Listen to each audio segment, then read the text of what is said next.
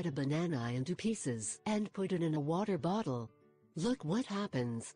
In this channel we try to alleviate your daily life with little tips that will help you solve big problems. In this case, the annoying flies that are always hovering our food and annoying our loved ones and ourselves. Do fruit flies usually come first to the fruit bowl? Once you settle in, these unwelcome guests generally stay over the bill. Luckily, there are many simple ways to remove fruit flies from your home and keep them from coming back.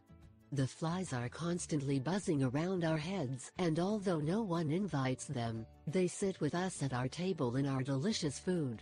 Let's help you avoid it with a few simple tricks and a very low cost. This is all you need, other than water. 1. Cut the bottle as you see it in the picture. 2. Pour some sugar into the bottom, just enough to cover it. 3. Cut the banana into pieces. 4. Insert it next to the sugar in the bottle. 5. Now fill with water until you have covered the sugar and banana. 6. Mix everything well with a fork or spoon. 7.